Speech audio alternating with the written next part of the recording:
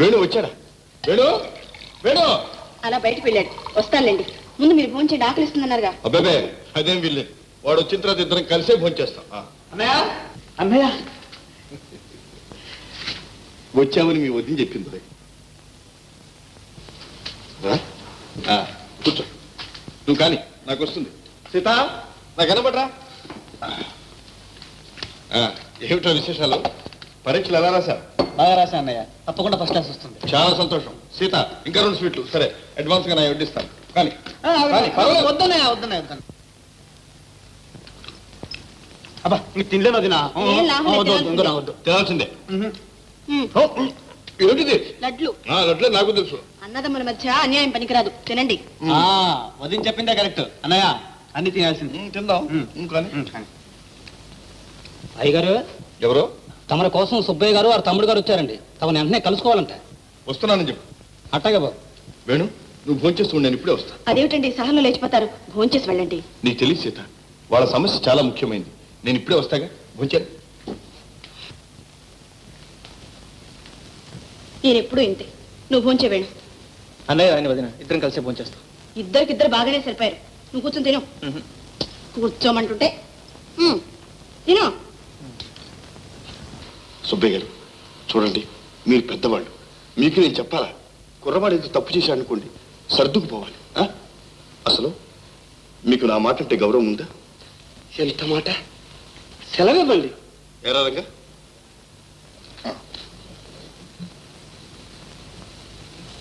రేపు మీ ఇద్దరు మన పంచాయతీ ఆఫీసుకు రండి, అక్కడ తేల్చేస్తాను.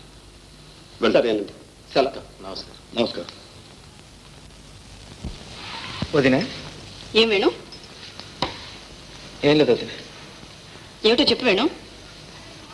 నేను నువ్వు లలితను ప్రేమిస్తున్నాను. విశ్వరూపం గారు అమ్మాయినా? అవును వదిన, నేను అమ్మాయిని పిల్లారు పిలిచాను. వేణు, అలాంటి పొరపాటు చేయకు. ఆ కుటుంబానికి మనకి సంబంధం కుదరదు. ఎందుకు కుదరదు?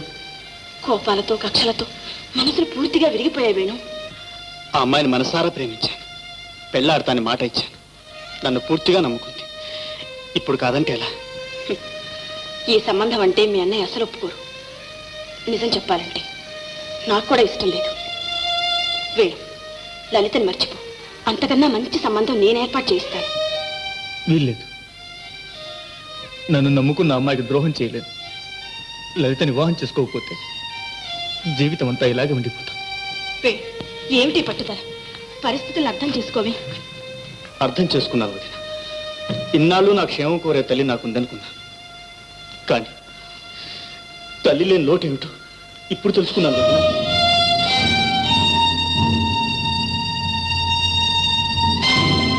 సీత, నీకేమైనా మర్చిపోయిందా?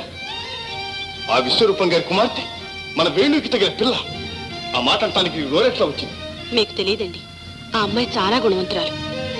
నువ్వు 100 చెప్పు, 1,00,000 చెప్పు, నేనేమీ వినదలుచుకోలేదు. ఆ అమ్మాయి సంగీతం ఏమీ చెప్పనక్కర్లేదు. ఏమండి, దయచేసి కోప్పడకండి. మీరు సావధానంగా ఆలోచించండి. ఏమైనా సరే ఈ వివాహం జరగటానికి వీల్లేదు. మన వంశానికి పరువు, ప్రతిష్ట, గౌరవం ఉంది. అది కాదనటానికి, కలుషితం చేయటానికి ఎవరికి అధికారం లేదు. ఇదిగోండి. అయిందా పూజ? పూజ కొద్దీ పురుషుడు అంటారు. ఇంకా బాగా పూజ చేయి. ఏమిటా మీరు అనేది? ఏమిటా? నువ్వు ఎవరి కోసం ఏమని పూజించావో అంతా వింటూనే ఉన్నావు. ఏమి జానకి? అవును. అబ్బా, మహా చెప్పచ్చర్లేదు. ఏ లలిత, కులసాగా ఉన్నావా? బానే ఉన్నానండి. అండి అని నన్ను పరాయిదాన్ని చేసే కంటే అక్క అని పిలవరాదు? ఎందుకు సిగ్గుపడుతున్నావు? నాకు అన్నీ తెలుసులే. నువ్వు ఆ భగవంతుని నమ్ముకుంటే నీ ఆశయాలన్నీ తప్పుగా నెరవేరుతాయి. అక్క, వస్తాను.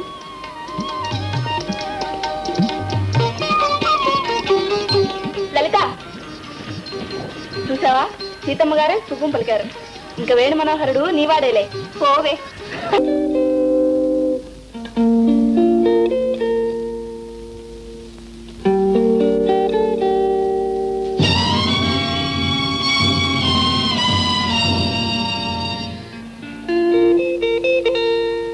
ఏం జరిగింది?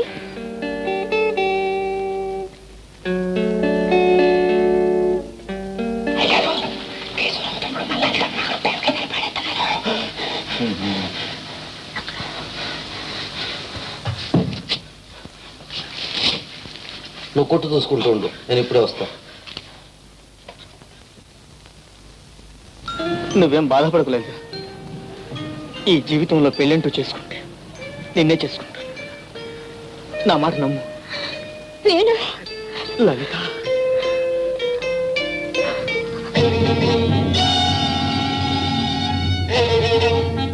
చూడండి రామయ్య గారు, ఇంకేముంది? నా కొంప మునిగిపోయింది. ఇది నా కడుపుని చలపొట్టింది. ఇది చంపేస్తాను. వదండి వదండి, ఇది చంపేయాలని అని చెప్తాను.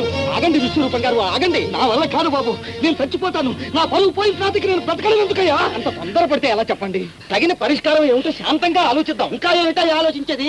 చూశారుగా మీ ప్రెసిడెంట్ గారి యోగ్యత. మా గొప్ప ప్రెసిడెంట్ దొరికాడు. కక్ష ఉంటే నా మీద సాధించమనండి. అంతేగాని తమ్ముడిని పంపించి నా కూతురు జీవితం నాశనం చేయిస్తాడా? ఇక అది నేను బ్రతికే చచ్చి. బాధపడకండి విశ్వరూపం గారు, మీకు న్యాయం జరిగేలా చూసే బాధ్యత నాది. పంచాయతీలో పెట్టి పెద్దల మాట ప్రకారం పరిష్కారం చేద్దాం. అన్నీ పరిష్కారం అయినట్టేనండి. ఇదంతా తమ తలవే ప్రెసిడెంట్ గారు. అవునండి, మా కళ్ళు తెరిపించి మళ్ళీ మా కుటుంబాన్ని కలిపారు. ఈ ప్రపంచంలో సోదర బంధాన్ని మించిన పవిత్ర బంధం వేరొకటి లేదు. అది అనుభవించిన అన్నదమ్ములకే తెలుస్తుంది. ఆ పవిత్ర బంధాన్ని తెంచడం మహాపాపం. సుబ్బయ్య గారు, కోఆపరేటివ్ బ్యాంకు మీకు తక్కువ వడ్డీకి అప్పిస్తుంది. అలా అప్పు తీసుకుని ముందు ఆ విశ్వరూపం గారి తనఖా వదిలించండి. తర్వాత ఆ పొలంలో నుంచి వచ్చే ఐవేజు దఫాల వారీగా బ్యాంకు వారికి జమగడితే మీరు రుణ విముక్తులవుతారు. అటు మీ పొలం మీకు మిగులుతుంది. అలాగేనండి. చూసావా తమ్ముడు, మన ప్రెసిడెంట్ గారు స్థాపించిన ఈ సొసైటీ మనలాంటి సామాన్యులకు ఎంత ఉపయోగపడుతోందో. వస్తామండి. నమస్కారం. నమస్కారం. నమస్కారం.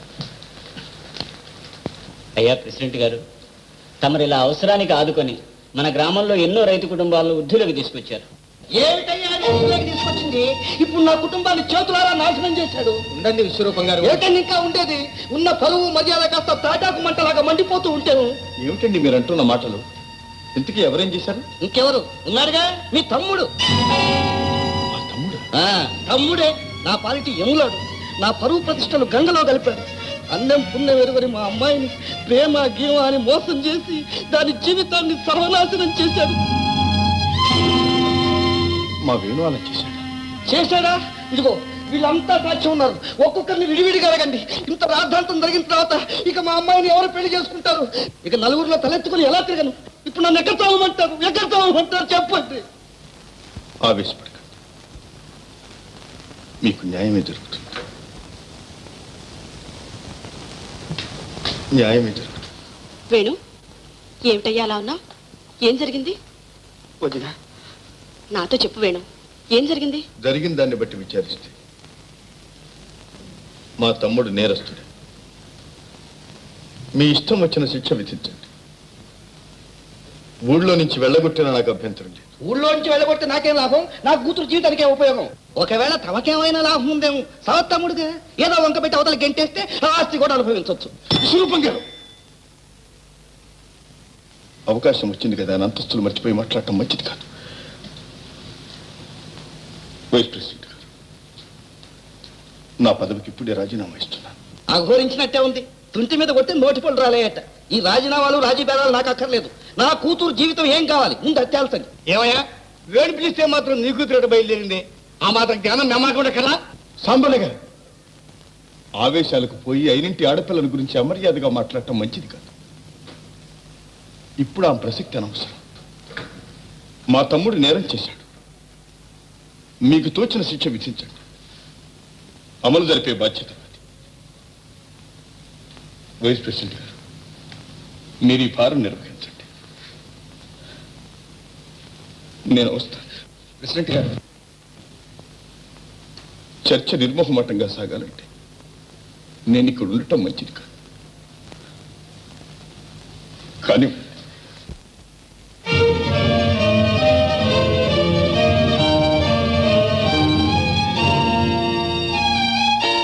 నువ్వింత నీచానికి సిద్ధపడతావని కళ్ళకు కూడా అనుకోలేదురా. ఇప్పుడు అదంతా మళ్ళీ ఎందుకులేండి, నా మాట వినండి. నువ్వేం మాట్లాడక్కర్లేదు. నువ్వెంత గారాబంతో మమకారంతో అల్లారు బుద్ధిగా పెంచావు కనుకనే ఈనాడెంతకు తెగించాడు. కుటుంబ గౌరవం, పరువు, ప్రతిష్ట అన్ని మంట కలిపి. అన్నయ్య,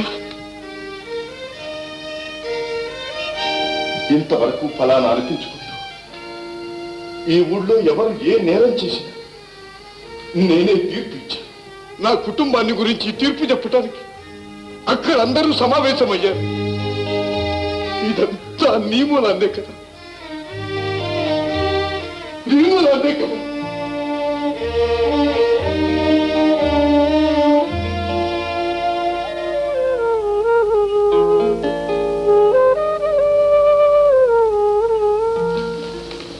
ప్రెసిడెంట్ గారు, ఉన్నతమైన మీ ఆశయాలను ఆదర్శంగా పెట్టుకుని మేమంతా సమిష్టిగా ఒక న్యాయమైన నిర్ణయానికి వచ్చాం. మీ నిర్ణయాన్ని శిరసా వహిస్తాను. చెప్పండి. వేణుకి లలితకి వివాహం జరిపించడమే మా నిర్ణయం. అది అసంభవం. ఆవేశపడకండి కేశవరావు గారు, సావధానంగా ఆలోచించండి. ఈ గ్రామ ప్రజలు నానా బాధలు పెడుతున్నా. ప్రజాద్రోహి ఆ విశ్వరూపి. అలాంటి అల్పుడితో మా కుటుంబ బియ్యమందటమా? ప్రెసిడెంట్ గారు, ఇది మీకు న్యాయం కాదు. మా తీర్పు ఏదైనా తమరు అంగీకరిస్తామన్నారు కదా. మీ తీర్పులో న్యాయం లేదు. న్యాయాన్యాయాలను గురించి మీకు చెప్పవలసిన వాడిని కాను నేను. కానీ ఒక్క సంగతి ఆలోచించండి. మీ పట్టుదలకి పంతాలకి మధ్య అన్యం పుణ్యం ఎరుగని ఒక అమాయకురాలి జీవితం నాశనం అవుతుంది. ఇంత అల్లరి జరిగాక ఆ అమ్మాయికి ఈ జీవితంలో వేరే పెళ్లి జరుగుతుందంటారా? ఇంకా ఆ అమ్మాయి గతి ఏమిటి, భవిష్యత్తు ఏమిటి? మీరే చెప్పండి.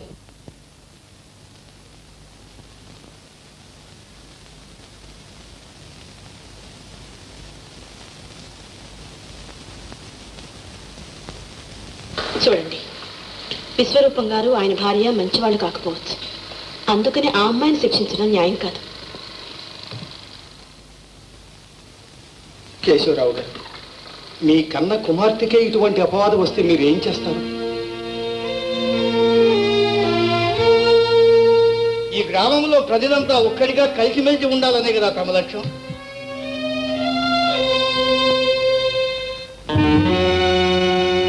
ఈ పరిస్థితే ఈ పంచాయతీలో మరొకరికి వస్తే వారికి మీరు ఏం తీర్పిస్తారు? కేశవరావు గారు, మన పంచాయతీ పరువు ప్రతిష్టలన్నీ ఇప్పుడు మీ సమాధానం మీదే ఆధారపడి ఉన్నాయి. ఇంకా ఎందుకండి సందేహం? ఒప్పుకోండి కేశవరావు గారు.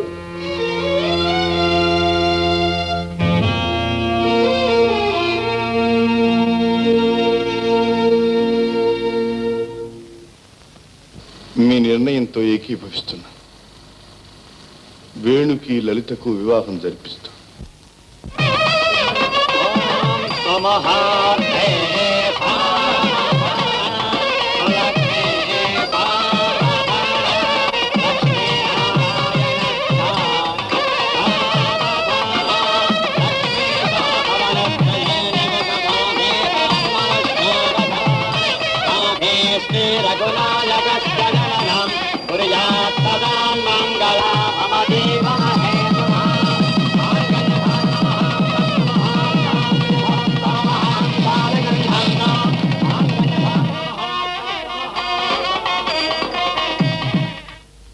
వెళ్ళొస్తానమ్మా. వెళ్ళిరతని చూడమ్మా, సీత ఆ ఇంట్లో పెద్ద కోళ్ళని నువ్వేమీ అణిగి ఉండక్కర్లా.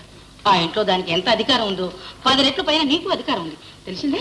అది ఆ సంగతి మాత్రం మర్చిపోకమ్మా. వాళ్ళు ఏ పని చెప్పినా సరే అసలు నీకు వినబడినట్టే పోతూ ఉండు. కాలు మీద కాలేసుకుని దర్జాగా మహారాణిలా కూర్చో. లలిత, నువ్వు అత్తగారింటికి వెళుతున్నావు కదూ, ఆదర్శ గృహిణికి ఉండవలసిన లక్షణాలని చెప్తున్నారు. జాగ్రత్తగా వినమ్మా. రే, నువ్వేమిటా మంచి పానకల పుడకలాగా? ప్రయాణానికి సిద్ధంగా ఉన్నారు నాన్న, రమ్మంటున్నారు. అవునవును.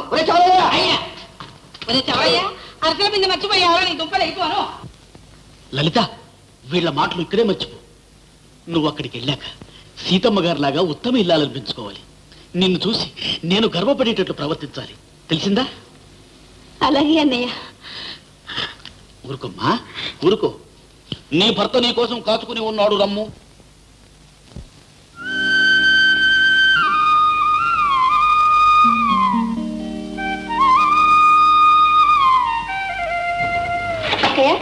ఈ పని నేను చూస్తా కానీ నువ్వు లోపలికి వెళ్ళి పద. బాగుందమ్మా, కాఫీ పెట్టనివ్వు, వంట చేయనివ్వు. అయితే ఇంక నన్నేమి పని చేయనివా? నేనుండగా నువ్వు ఎందుకు శ్రపడాలి చెప్పు.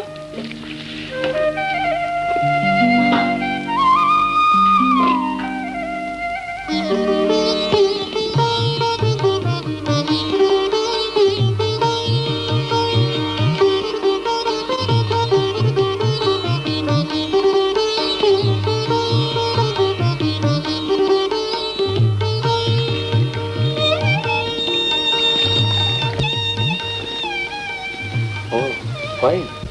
ఏమండి ఇవాళ కాఫీ ఎలా ఉంది? ఇది కాఫీ అండి, అమృతం అనుకున్నానే. చాలా బాగుంది. ఏమిటి విశేషం?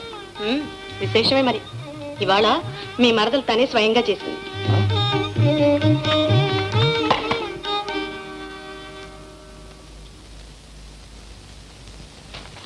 పేపర్లో అంత అర్జెంట్ వార్తలు ఏమి లేవు కానీ నా మాట వినండి.